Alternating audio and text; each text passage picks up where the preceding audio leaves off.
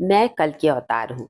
आपको ये बात कैसी लगी कमेंट करके मुझे जरूर बताइएगा। मैं प्रीति सोनी छत्तीसगढ़ से। फ्रेंड्स, कल्कि जी की चर्चाएं कितनी गर्म हो रही है। हर तरफ बस कल्कि जी की बातें, जिसे देखो कल्कि जी की बातें कर रहा है। पहले तो हम सिर्फ यूट्यूब वाले ही कल्कि जी की बातें करते थे, अब तो इस पे मूवी भी बन रही है। ये दूसरा पार्ट है मूवी का। और सब न्यूज चैनल वाले बता रहे हैं कल्कि जी के बारे में, कितनी सारी बातें आके अटक जा रही कल्कि जी के बारे में। और आपको लगता नहीं कि ये अचानक इतनी ज्यादा कल्कि जी की चर्चाएं क्यों हो रही है? यही सबसे बड़ा संकेत है भगवान के आने का। इस संकेत को आप नजरअंदाज नहीं कर सकते। जो नहीं मानते हैं कल्कि जी आ रहे हैं, उनके लिए भी ये बहुत बड़ा संकेत है। अगर नहीं आ रहे होते तो अभी के टाइम पे ही क्यों चर्चाएं हो रही है इतनी ज्यादा? कल्कि जी तो कब से सभी जानते हैं कल्कि जी के बारे में। भागवत पुराण में लिखा है और भी बहुत जगह पर लिखा है कि कलयुग के टाइम पे भगवान का सुंदर अवतार होगा जिसे कल्कि जी के नाम से जाना जाएगा। और वो सफेद घोड़े पर सवार होकर हाथ में तलवार लेके आएंगे। ये बात तो सब कब से जानते हैं, तो अभी ही इतनी क्यों चर्चाएं हो रही है? ये कभी आपने सोचा? क्योंकि ये भविष्य मालिका में बताया जा चुका है। ये बहुत बड़ी भविष्यवाणी है। जब कल्कि जी आने वाले होंगे तो उनकी चर्चाएं जो है इसी तरीके से आम हो जाएगी। आपने देखा बहुत सारे लोग कल के अवतार बोलते हैं, बोलते हैं मैं कल के अवतार हूँ, मैं कल के अवतार हूँ। कुछ बोलेंगे मेरे गुरु कल के अवतार है, हमारे गुरु इतने महान है, और गुरु को घोड़े पे बैठाया दिखा दिया जाता है। अरे, कल के अवतार होंगे, कल के अवतार ऐसे बुढ़े थोड़ी होंगे। आप अपने गुरु को कुछ भी दिखाएंगे हम थोड़ी मान लेंगे। हम क्या, आप भी मत मानिए। कुछ भी मानने से पहले अपना दिमाग जरूर लगाइए। इस तरीके के बहुत सारे ठग है जो सनातन धर्म को कहां से कहां ले जा चुके हैं, भगवान के नाम पर ठगी करने वाले। अगर कोई अच्छी भी बात बोलता है तो लोगों को, अब इन लोगों के ठग लोगों की वजह से ऐसा लगता है कहीं ये गलत तो नहीं बोल रहा है। अभी देखिए कल्कि जी के नाम की अब बातें कर रहे हैं और कल्कि जी के नाम के ही ठगी शुरू हो गए। इतने सारे लोग कल्कि जी बन बैठे। पहले इंसान तो बन जाइए, फिर भगवान बनना। कम से कम कुछ अच्छा काम कर लो, अच्छे से इंसानियत जगा लो, प्रेम करो लोगों के साथ। लोगों के लिए कुछ भी गलत मत सोचो, कुछ गलत मत करो, फिर बाद में कल की अवतार बन जाना, भगवान बन जाना, है ना? पर पहले इंसान बन जाओ। और फ्रेंड्स, ये भी बात सही है कि बिल्कुल कल्कि जी के आने का टाइम हो चुका है। कोई कितना भी बोलता रहे कि 28 में आएंगे, 32 में आएंगे, लेकिन भगवान कभी भी आ सकते हैं। किसी के बताए हुए समय के हिसाब से नहीं आएंगे। और एक बात यहाँ पर ये बोलना चाहूंगी कि बहुत सारे लोग बोलते हैं कि विद्वान लोगों को, बुद्धिमान लोगों को भगवान क्यों नहीं मिलेंगे, आप ऐसा क्यों बोलते हो? मैंने ये नहीं कहा बुद्धिमान लोगों को नहीं मिलेंगे। मैंने ये कहा कि बुद्धिमान होने के साथ साथ आपको भक्त भाई होना बहुत जरूरी है। अगर आपके अंदर भक्ति नहीं है और दिमाग लगाते रहेंगे तो भगवान नहीं मिलेंगे। और अक्सर जो बुद्धिमान होते हैं ना, उनके साथ यही प्रॉब्लम हो जाती है कि वो दिमाग ज्यादा लगाते हैं। वो हमेशा यही बोलेंगे, अरे ऐसा कैसा हुआ, वैसा कैसा हुआ। भगवान के क्षेत्र में बुद्धि काम नहीं आती। भगवान को वही पा सकता है जो नन्हा सा बालक है, जिसका मन ऐसे बच्चों की तरह है, बिल्कुल साफ, निर्मल, पवित्र। दुनिया वालों के सामने कुछ भी रहे, दुनिया वालों के सामने बच्चे बनकर पवित्रता दिखाकर कोई मतलब नहीं है, किसी को वैल्यू नहीं है, आपको और ज्यादा ठग लेगा, है ना? और ये जो बच्चा बनने का सवाल है, ये बालक रूप जो है भगवान को दिखाना है, बिल्कुल कलंक होकर। जैसे भगवान का निष्कलंक का अवतार आ रहा है, इसी तरीके से आप भी अपने मन को इतना ज्यादा पवित्र कर लो, इतना ज्यादा निष्कलंक बना लो कि भगवान वहां रह सके। भगवान आपके गंदे मन में थोड़ी रहेंगे जहाँ दुनिया भर की बुराई है। भगवान को आप कैसे मंदिर में रखते हो, साफ सुथरा करके सब कुछ साफ रखते हैं ना भगवान के लिए। सबसे खास स्पेशल मानते हैं हम भगवान को। सबसे अच्छी चीजें, साफ सुथरी चीजें भगवान के लिए रखते हैं। तो इसी तरीके से मन को पवित्र बना लो ताकि भगवान वहां आकर रह के तो सके।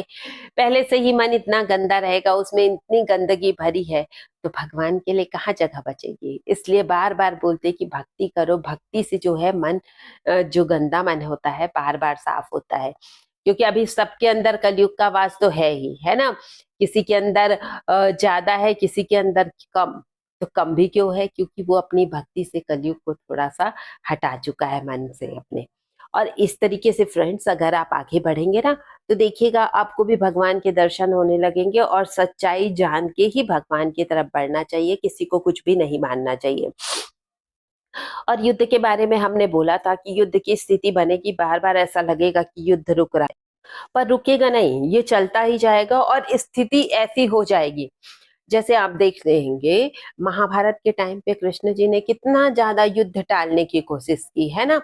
पांडव लोग भी बिल्कुल साफ मन के थे, बार-बार युद्ध को टालने की कोशिश करते थे, लेकिन फिर भी ऐसा समय आया जब दुर्योधन ने कह दिया कि सुई की नोक के बराबर भी वो ज़मीन नहीं देगा, तब जाकर युद्ध हुआ। रामायण के टाइम पे भी रावण ने हद कर दी, जब वो सीता माता को उठाकर ले गया, तब जाकर फिर भी भगवान कितने दिन तक उसको माफ करते रहे। लास्ट टाइम पे भी बोला कि अगर अपनी भूल स्वीकार कर लेगा, शरणागत हो जाएगा तो वो उसे छोड़ देंगे, लेकिन फिर भी रावण नहीं माना। इसी तरीके से जब ऐसी इतनी ज्यादा विषम परिस्थिति बन जाती है कि बिल्कुल अब कुछ नहीं हो सकता, तभी भगवान आते हैं। तो बिल्कुल वो धीरे धीरे परिस्थिति बनने वाली। कुछ लोग बोलते हैं कि वो स्थिति तो बन गई, अभी भी इतना ज्यादा अन्याय हो रहा है, इतना ज्यादा कलयुग का प्रभाव पड़ रहा है, तो भगवान अभी आएंगे। भगवान तो आएंगे और कभी भी आ जाएंगे, ये भी बात सही है, लेकिन स्थिति ऐसी बन जाएगी ना जिस दिन कि बस अब कुछ नहीं हो सकता, अब इस पृथ्वी को तो सिर्फ हमारे भगवान बचा सकते, उस दिन भगवान जरूर आएंगे। और भगवान की यात्रा भी चालू है। भगवान ध्यान भी कर रहे हैं और अपने सूक्ष्म रूप से अपने गुरु से मिल चुके हैं। जैसे हमने पढ़ा सुना है कि परशुराम जी उनके गुरु रहेंगे।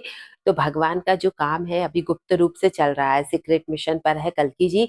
तो वहां पर जब हम ध्यान करने लगते हैं ना, तो बहुत सारे ऊंचे लेवल पे हम पहुंचने लगते हैं धीरे धीरे करके।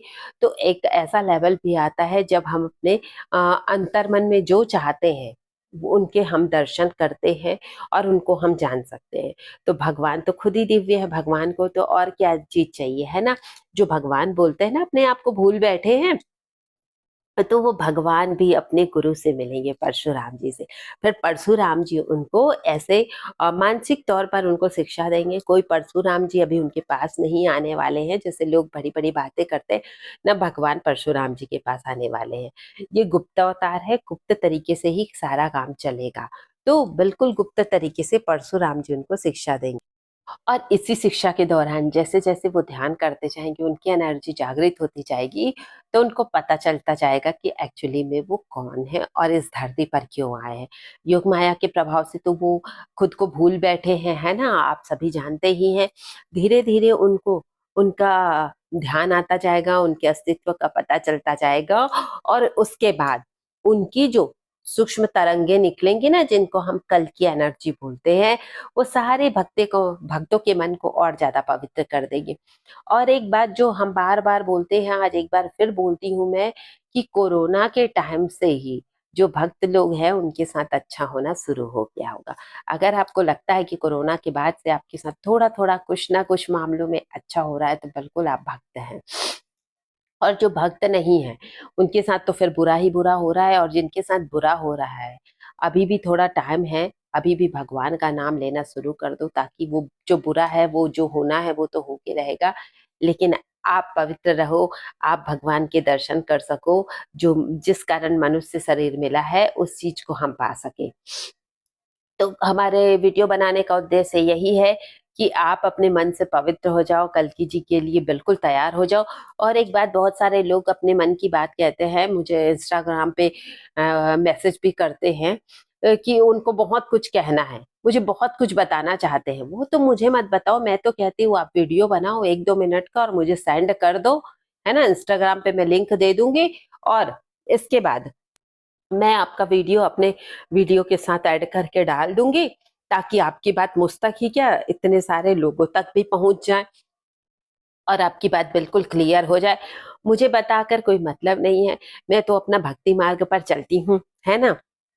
मुझे देखो, हम तो आम खा लेते हैं, आम कितना मीठा है इसका स्वाद ले लेते हैं, ये नहीं देखते पेड़ किसने लगाया, इस यहाँ से कहाँ से गुठली आई, कहाँ से पेड़ बना, कहाँ से बीज आया। हम तो बस अपने रास्ते पर चलते। तार्किक बुद्धि लगाओगे तो वो पूरी तरीके से गलत नहीं है। अगर आप सोच रहे हैं कि पेड़ कैसे बना, बीज कहाँ से आएंगे, तो आप और पेड़ लगाओगे और लोगों को भी आम मिलेगा। ये पूरी तरीके से गलत नहीं है, लेकिन ये गलत कहाँ पर हो जाता है, जब आप भगवान के क्षेत्र में अपनी तार्किक बुद्धि लगाने लग जाते हैं। ये कैसे हुआ होगा, वो कैसे हुआ होगा, ये सब छोड़ के पूरी आस्था और निष्ठा से, पूरे भाव से भगवान में आप समर्पित हो जाओ। तभी आप उस चीज का आनंद ले पाओगे कि आम कितना मीठा है। तो हम अभी भी यही बोलते हैं कि किसी को अपनी राय हमसे साझा करनी है तो अपना वीडियो बनाकर इंस्टाग्राम पे भेज देना। मैं आज लिंक दे दूंगी कमेंट में इंस्टाग्राम का, और आप मुझे वीडियो भेज सकते हैं। और अगर आपको मेरी बात अच्छी लगती है तो मेरा वीडियो लाइक कमेंट शेयर जरूर कीजिए, और जो नए हमारे चैनल पर, हमारा चैनल सब्सक्राइब जरूर करें। Thank you friends.